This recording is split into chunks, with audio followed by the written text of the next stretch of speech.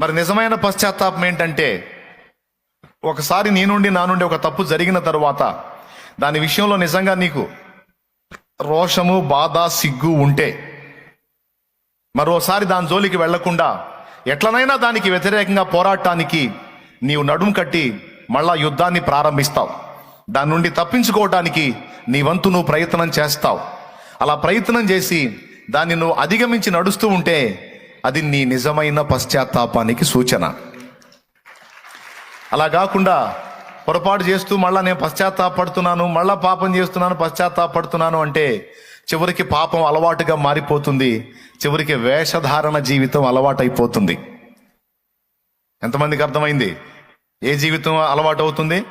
వేషధారణ జీవితం అలవాటు అవుతుంది. కాబట్టి దయచేసి అలాంటి పరిస్థితుల్లో ఎవరైనా ఉంటే నిజంగా మారు మనసు పొందడం, నిజంగా మారు మనసుకు తగిన క్రియలు చేయటం అనేది ఇక్కడ మనం లేఖనంలో చూసాం. పౌలు ఏమని బోధించానన్నాడు? మారు మనసుకు తగిన క్రియలు చేయండి అని. బాప్తిస్మం ఇచ్చు యోహాన్ ఏమని ప్రవచించాడు? మారు మనసుకు తగిన ఫలము ఫలించండి. నేను మారు మనసు పొందాను అని చెప్పుకుంటూ పాత మనసుకు సంబంధించిన జీవితం జీవించవాకండి.